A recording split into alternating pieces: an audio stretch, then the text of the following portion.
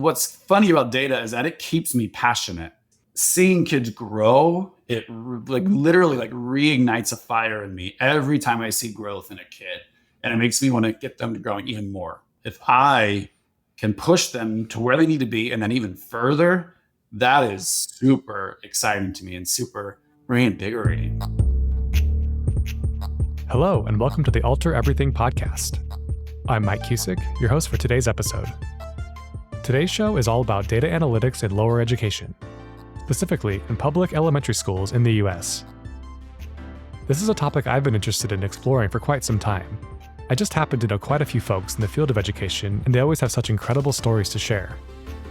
The way they think about data in the classroom setting is fascinating. So I wanted to create this episode to explore the ways data analytics in the real world intersects with what we're passionate about here at Alteryx. You'll hear a few different voices today. I interviewed two educators working in the field, TJ Lane and Casey Wallets. They'll share their insights and experiences collecting and analyzing student data. And I've also brought in Alteryx's Annie Mays, an education expert in her own right, to help me understand the complexities and nuances of this topic. So let's get started. All right, Annie, thank you so much for joining me today on the podcast. How are you doing? I'm doing great, Mike. How's it going? Doing well, thank you. I'm so excited to have you on to talk about lower education. I know that you have an education background. You work with our Sparked program here at Alteryx. So could you give our audience just a quick intro into who you are? Yes, my name is Annie Mays. I am currently the Director of Education Program Management on the Sparked team here at Alteryx. I come from a education background, so previously I've done a lot of work in secondary education. I was a teacher myself. I was a high school history teacher for about 7 years in public schools here in California, and really happy to leverage some of that knowledge and expertise that I developed in doing that to bring to programmatic initiatives here at Alteryx. Amazing. Today, Annie and I are listening in on conversations I recently had with two exceptional educators who serve elementary school students. Casey Wallets teaches kindergarten in Salt Lake City, Utah, while TJ Lane has had several roles, including teacher, instructional coach, and principal in Denver, Colorado. Both educators rely heavily on data collection, interpretation, and reporting for their work, and they both happen to have built their careers working in Title I schools. If you haven't heard the term Title I, I'll let TJ explain what that means. So Title I is when 75% or more of the students qualify for free reduced lunch. And what that means is that based on their parents' income line, they qualify for that. And so when you're a Title I school, you get additional funding, whether through state or federal funding for needs that other schools wouldn't necessarily get funding for, because research has shown that students who are living in poverty or close to that poverty line, there's other barriers sometimes that stand in their way to get an education. Some of them come from single parent homes and their moms or dads work 2 or 3 jobs, right? And so they don't have a lot of attention at home as more affluent households do. And so being in a place where you can see the difference, I think, a little bit more, it struck a chord with me. And so that's just where my whole journey led.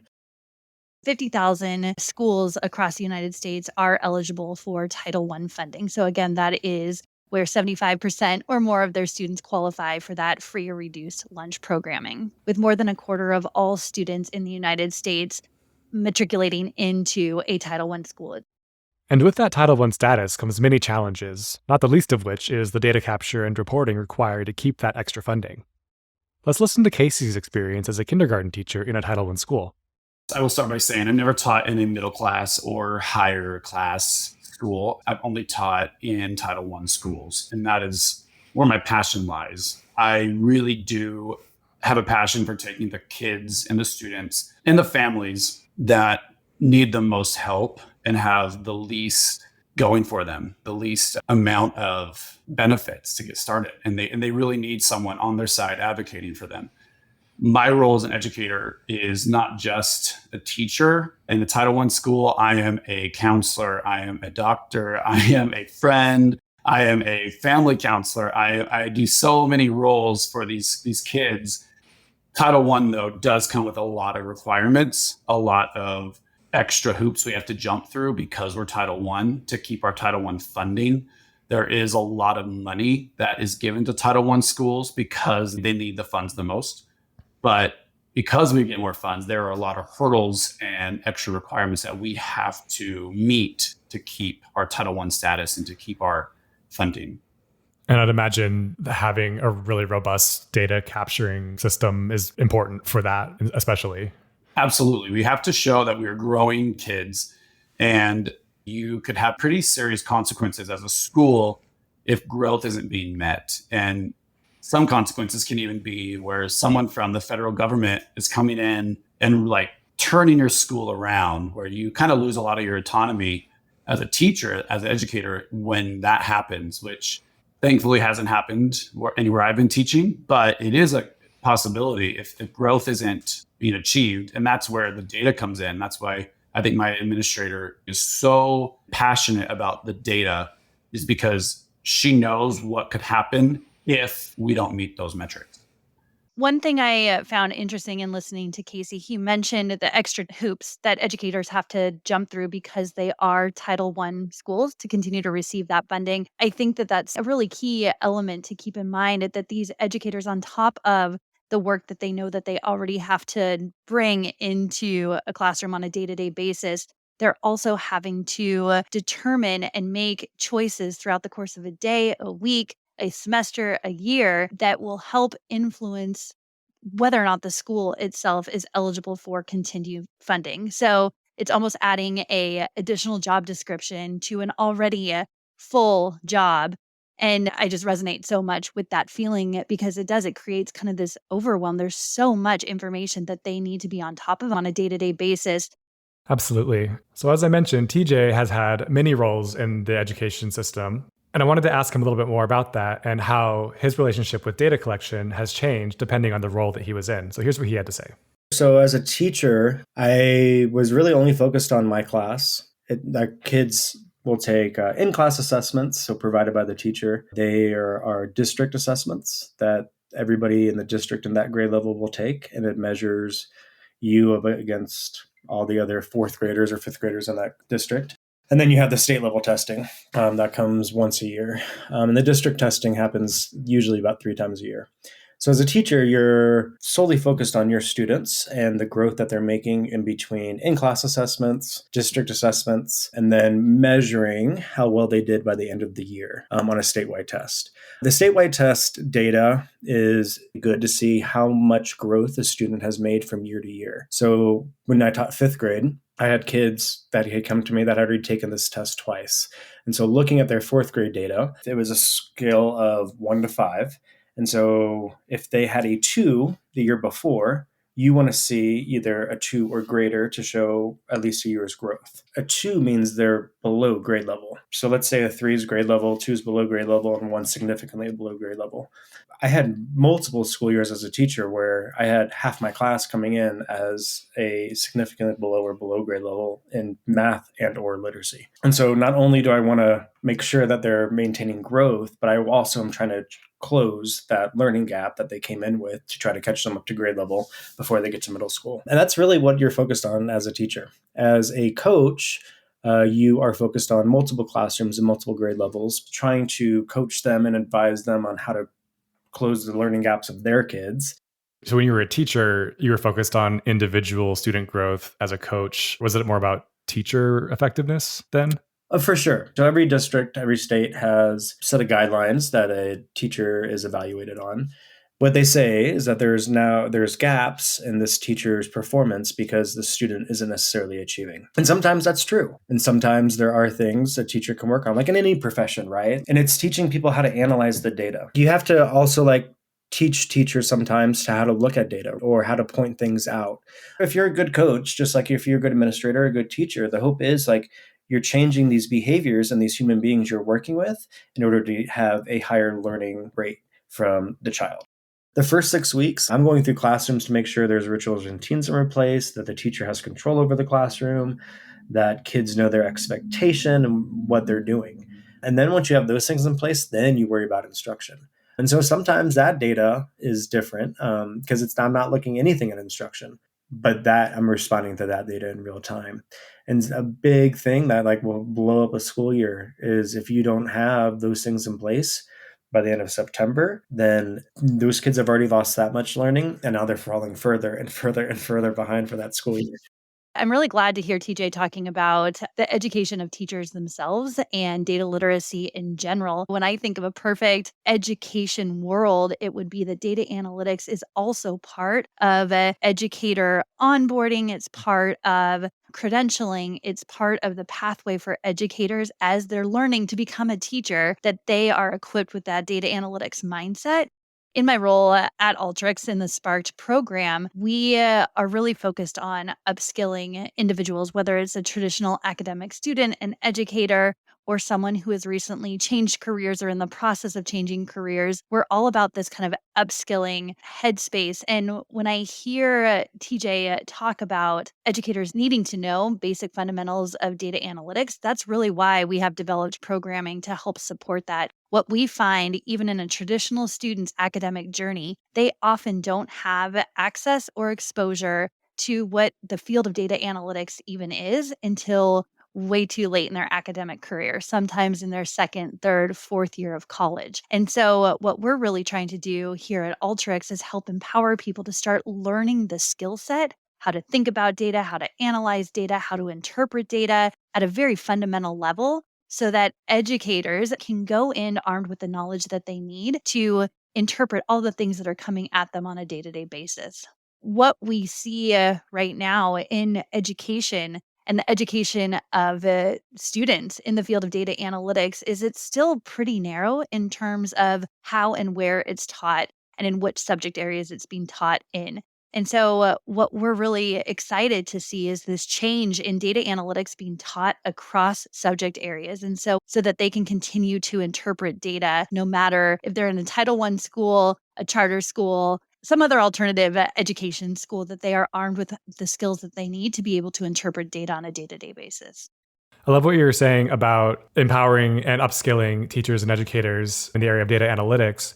One thing that really jumped out at me as I was doing these interviews is just how complex that data can actually be. So we're not just talking about raw math and literacy data. There's so many other factors, especially at a Title I school, that educators are considering. And so I wanted to ask Casey and TJ specifically about that. How do you reconcile academic data with some of the other issues that students might bring just as little baby human beings making their first attempt at school? Do you capture that kind of data formally, or is it something that's just you use for context? When you're looking at tiny little humans as data points, a lot goes into analyzing the data.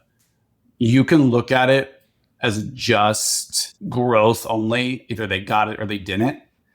But as an educator, we consider, how does that student perform in a not formal setting? Like if I give them a test and they get them all right for me, but they go take the test with someone else and they get them all wrong, how accurate is that data? And what happened to cause that discrepancy in the data collection? With kindergartners, when we did our middle of year testing, we had a testing team come in and do all the testing for the kids. And we noticed that their middle year scores were really low compared to the weekly data that I collect on the exact same skill and knowledge base in my classroom with the same group of kids. And I did not understand. And my team and I, we racked our brains. We were like, is it because it was a stranger? Were they in a sugar coma because we tested too far after breakfast? Some kids just get distracted in a new room. So if they were in a new classroom and they saw something bright on the walls and it's a timed test where you only get 60 seconds to show what you know, those precious seconds are wasted when they're distracted. So there's a lot of factors that I have to consider when I do look at the data, because the data could also be very much incorrect, to be honest. It's really interesting in what Casey says is just the anecdotal nature of so many of the things that educators are asked to report on. And so, how do you equip educators to start quantifying some of that anecdotal data that happens in real time in their classroom that really does have an impact and effect on the students and their academic journeys? I just think of being put in an education setting today, how much harder that is than for educators 10, 15, 20 years ago, because now you have this additional element. And so I really resonate with what Casey is saying in all of the anecdotal data points that they have to continually be on top of. You have the hard data and you have the hard numbers, but then every single one of those lines of data has an asterisk next to it with, Exactly. whatever was going on in that day in that kid's life, how much sleep they had, how much breakfast they had, were their parents able to even get them to school for the previous week or two? Exactly. And you don't want in education to make this look, feel, or seem robotic in any way. I mean, students are really not just walking data points. I mean, they are human beings with real lives. And I think that educators go into the field of education with so much heart. So, how do you marry that heart and that human element with these data points that actually do affect funding and things like that at a school, whether it's Title I or otherwise? Do you feel like the data that you collect captures reality correctly? And do you feel like there's realities that are missed by the data that schools capture? I know you mentioned that there's like a lot of context around the environment or the routine of it all. So how do you balance needing to have some objective measurements, but also taking into account all of these wildly individual circumstances that you have to deal with? You have to take it with a grain of salt because as educators, truly we're kind of judged based on the data at the end of the year. How well did you do with this group of kids? And how well did you do with your lowest kids from the beginning of the year? And it's frustrating sometimes to watch a kid who is performing for you consistently on grade level or even above, and then give them a formal test at the end of the year. And for whatever reason, they are not performing to what you know. And you're so limited when you're giving those tests of what you can say because they have to be standardized. There was one example last year, a kid that was really low in my class in the beginning of the year, like low, red kid. And by the end of the year, he grew so much that he was actually ahead of where he needed to be at the end of the year, which was super exciting. He went from red in everything to blue in everything, math, reading, writing. And I remember doing a math exam. This is for our district. It was one where you have to give it in a small group. So you can't give it to one kid at a time, which has its benefits and drawbacks. Benefit being that you get done a lot quicker, so you don't waste as much instructional time. But a drawback is that kids don't always listen to directions if you're not talking directly to them. And it was 6 kids at a time. He just saw this math paper and I read the question, but he was already writing something or trying to solve it because he thought he knew what I wanted him to do. And it was really frustrating because he missed almost everything. I mean, if not everything, a majority of the questions. And it was so frustrating to watch because I know this kid. He is top of my class and he knew everything at this point in the year that was on this test. And I knew if I could give it to him one-on-one or slow him down and be like, hey, buddy, let's listen to the directions first, something to where I could have slowed him down. I don't know, but it was just so frustrating to watch it happen and then not be able to say anything. And then when I got my results, knowing that the majority of the class did fantastic, but this kid really performed poorly on this exam. Are you able to use some of your more individual student assessments that you take more rapidly to help defend like the idea that they might have just had a bad day? Because you're doing so many assessments, you actually have a fuller picture of their abilities than just that one test. And are you able to include that? 1,000%. Because I myself collect additional data, I am able to defend my reasoning. Like this kid, yes, they scored maybe yellow or red. And I know I can say that not because it's a feeling or a gut feeling. It's because I've had all these other data points leading up to it that show this kid is performing consistently at this particular level. And this exam, this test, this data collection piece just didn't capture that level. Mike, that's all super interesting. And one thing I heard Casey mention here is the importance of being able to communicate your data. And this is a key principle in data literacy that our community here at Alteryx likes to think about because you can collect data all day long, but if you don't have a purpose, goals, strategy, or even a plan to show or visualize it, it makes it really hard to act on your findings. And so I think it's so interesting that Casey has been able to think of a creative way to start demonstrating what those data points look like. Absolutely. And I think it takes a special set of skills to communicate that anecdotal and qualitative data because these kids aren't just numbers. And here's TJ on that topic. My feeling when I was in the classroom was my job was, hey, I know this kid is coming into my class with all this baggage. My job is to help them through some of that and give them a high quality education no matter what it takes. Yeah, I'm still looking at that data. I'm still using it. But I, as a teacher, am also like, okay, how many days this week did they come to school in a good mood? How many days this week did they come to school on time? How many days were they here this week? How many days did they have an outburst in the middle of a lesson? How many days have I got a positive reaction out of them, or I got them to do an assignment? And so you can't leave that stuff out. But as a principal, you're not dealing with just like one or two of those kids in your classroom.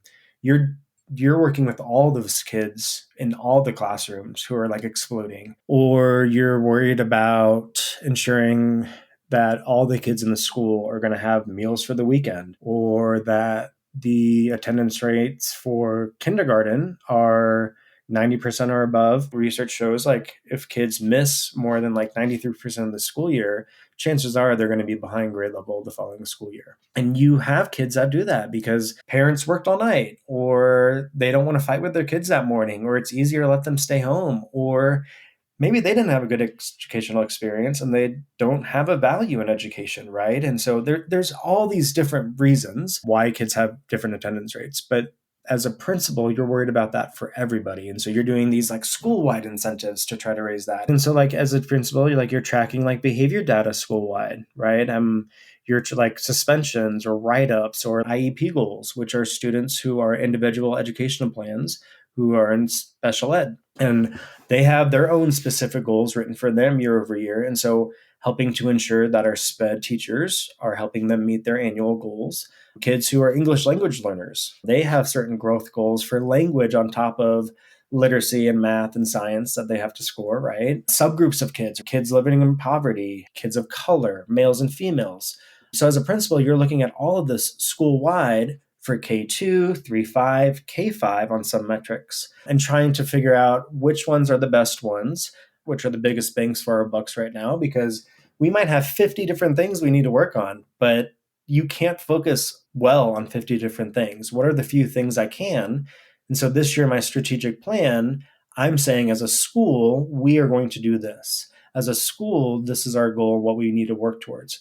And so now all the data that I'm looking at as a principal throughout the entire school year is, are we going to make these goals for our school to close this achievement gap that we've set since the beginning of the school year? I love what TJ said here about trying to think strategically about their data collection and the goal setting for different groups. Casey and TJ both collect an enormous amount of data. They know exactly where their students are all the time, but it's not just cold data. They're not dispassionate about it. And seeing the growth or the lack of growth really allows them to be passionate about their work and translate those data findings into real outcomes for students. Because I think that's like the crux of all this, right? Like, and I know this as a teacher, it's kind of a giant bummer part of your job that you do have to be so reliant on data points that often seem impersonal, but also maintain the heart in what you've signed up to do, which is to help students. What's funny about data is that it keeps me passionate. Every Friday, either me or my assistant is testing these kids to see how they're doing. And seeing kids grow, it literally reignites a fire in me every time I see growth in a kid. And it makes me want to get them to growing even more. Even once they reach their goal, I want to get them past that goal. I want to keep moving that ball forward so they have the very best foundation, because they don't get that in Title I schools. These kids coming to us, they're poverty. Some of them have really harsh experiences that I can't even imagine. So if I can push them to where they need to be and then even further, that is super exciting to me and super reinvigorating. So every time I see the data growing, it relights a fire in me. But then if I see the data is not growing, if I see growth isn't happening, it really makes me analyze, what do I need to do for this kid? Because if they're not growing, that could be signs of my teaching. One could be not what this kid needs. I need to change my teaching for this kid. It also could be signs of some mental or cognitive or learning disabilities that are starting to display. They might have hard hearing. They might have a speech impairment, something to where they are going to require more services, more help to succeed. And without the data, you could just think, oh, this kid just doesn't get it for whatever reason, and it's not helpful. But the data drives so much of what I do and helping these kids. So despite the challenges the students in a Title I school may bring, both teacher and principal use the data they collect to get those kids on track to be successful. TJ's efforts did just that. It is because of intervention, right? Like I helped teachers as well as myself looked at data and looked at the standards and we said, what are kids missing? What do we have to do? And during regular classroom instruction, if a kid can't multiply, they're not going to be able to do your fourth grade multiplication lesson. What are you going to do to change the work that they're doing during their work time so that they can access it and so that they can get closer to the grade level standard? When Fairview Elementary in Denver, Colorado went from red to almost blue, like people lost their minds. People came to our school to study us and like interviewed us and did all these things because like at the end of the day, yes, it was a lot of hard work, but it was paying attention to what kids need at all levels. So the teacher, the coach, the administrator, the school psychologist, the dean of behavior, the dean of instruction, collaborating together to figure out what's going to help solve this student's problem, whether it's behavior, math, science, walking down the hallway without screaming for 5 minutes, like whatever it is. And that's what we did. And I'm really proud of that work. And I think that's a big reason. I know that's a big reason why I was able to move up so quickly to become principal. It sounds like you were able to really turn a whole school around by paying very close attention to those assessments, reacting to them in real time, and making changes. But I mean, isn't that what any other profession, that's what you do, right? Like if sales are going down, you respond to that data and you come up with a whole new marketing campaign to try to make sales go back up. Like any field, you're going to use the data. Why not education? Why not use how kids are performing and respond to that? Is there anything that you wish you could change about the systems that you use to measure data? Or maybe the metrics that you're given? Is there anything about the system of data capture that you might change if you had the power to? I think if I had the magic wand to change something, it would be that state assessments take in those extra variables that every building has that's different than every other building. And it's impossible. You can't do that. I believe that the power of a really good educator can teach kids what they need to know no matter what the kid's showing up with. Because they're a kid, right? Like we're the adult, we have to take care of them. But not all kids are coming to school on the same level playing field. And you can't change that. As a kindergarten teacher, you have no control over who went to pre-K, who's been in school since they were 2, whose parents have been teaching them things before they came to school, who's reading to them at home every night. Some people have a lot more kids. Some people are doing it by themselves. Some people getting food on the table is much higher of a priority as their kid reading a chapter in their book. Trying to make sure that the electric bill stays on is a much higher priority than getting their kid to bed at 8:30 so that they can wake up and have a normal routine every day. That's a systemic thing. And that's a whole nother conversation. I guess actually, you know what? That would probably be my magic wand for people looking at data at much higher levels to take into consideration systemic issues that have had significant impact on the data that we see today. Hearing TJ and Casey's experiences is both powerful and humbling. They're working tirelessly to improve the lives of children using the best tools we have to affect change. Impersonal and imperfect as it might be, analyzing data is what helps focus interventions and strategies to give the kids the best start possible in our world. The systemic challenges and daily realities educators face are almost overwhelming to think about, but it's the hard work of individuals like Casey and TJ that make the future a little brighter for us all. I like to think that Alteryx helps play a small role in that better future in the form of our Sparked program. Here's Annie on how Sparked is helping learners develop their data skills for the future.